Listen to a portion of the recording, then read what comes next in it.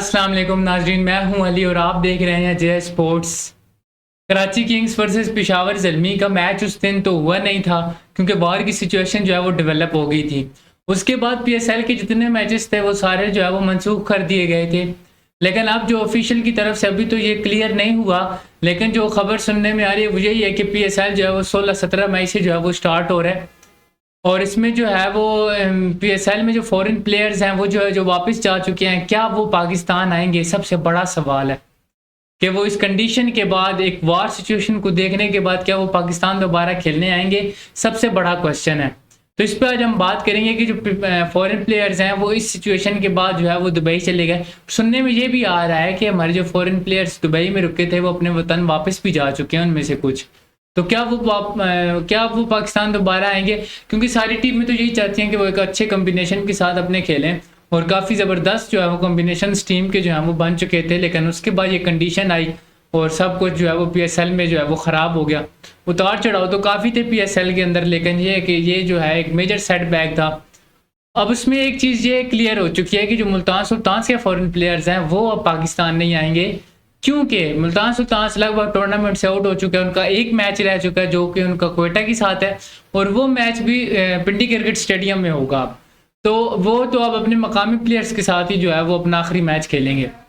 इसमें फिर बाकी जो चीज़ आ जाती है कि जैसे ही अब क्योंकि 8 मैचेस बकाए हैं पीएसएल के, तो उसमें पहला मैच पेशावर और कराची किंग्स का है, और उसके बाद जो दूसरा मैच है वो सबसे जो है वो ट्विस्ट मैच है और डू एंड डाई मैच है, क्योंकि लाहौर कलंदर्स और पेशावर ज़ल्मी में से कोई एक टीम जो है वो आगे जाएगी।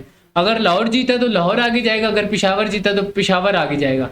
तो ये सिचुएशन जो है वो एक डेवलप हो चुकी है। तो इस मैच पर भी हमारी गहरी नज़र है। तो बाकी टीम में कराची किंग्स का और इस्लामाबाद यूनाइटेड का मैच है, और फिर मुल्तान का आखिरी मैच जो बताया आपको, मुल्तान और क्वेटा का होगा मैच। उसके बाद फिर जो हमारा नेक्स्ट राउंड जो है वो शुरू हो जाएगा, जिसमें क्वालिफायर, 2 एलिमिनेटर और एक फाइनल है। अब ये सारी सिचुएशन को मद्देनजर रखते हुए जो फॉरेन प्लेयर्स हैं उनका आना जो है वो लाजमी भी हो चुका है, क्योंकि पीएसएल जो अपने आखिरी मराइल में दाखिल है। दूसरी तरफ हम बात करेंगे रिशाद हुसैन की। तो रिशाद हुसैन की एक स्टेटमेंट आई है जिसके बाद उन्होंने ये क्लैरिटी दी है कि वो माफ़ी चाहते हैं।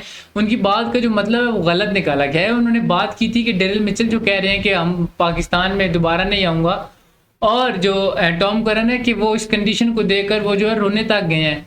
तो ये कहते हैं कि मेरी बात को जो है वो गलत मतलब लिया गया, मैंने कोई ऐसी इंटेंशन से बात नहीं की थी।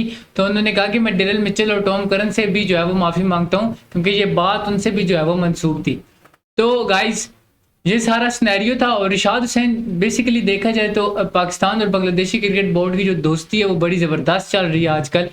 तो क्या रिशाद हुसैन, बल्कि रिशाद हुसैन ने तो ये भी कह दिया कि वो पाकिस्तान आकर जो है वो खेलेंगे। तो जब रिशाद हुसैन आकर खेलेंगे यहाँ पर, तो फिर क्या पता बाकी फॉरेन प्लेयर्स भी आ जाए। तो बांग्लादेश के साथ हमारी जो सीरीज़ होनी है जो है वो, उसकी भी जो लेंथ है वो थोड़ी सी बढ़ा दी गई है, ख़बरों में सुनने में आ रहा है। तो ये चीज़ें हैं कि अब देखते हैं कि आगे क्या होता है। तो पीएसएल में भी काफ़ी ट्विस्ट जो है वो आ चुका है। तो रीशेड्यूल का जो अमल शुरू हुआ है, इसके बाद देखते हैं कि अब कब पीएसएल स्टार्ट होता है। तो गाइस ये थी आज की वीडियो। लाइक करें, सब्सक्राइब करें, शेयर करते जाएं, और आने वाली वीडियो के लिए जे स्पोर्ट्स के साथ जुड़े रहें। तब तक दुआ में रखिएगा याद। अल्लाह हाफिज़।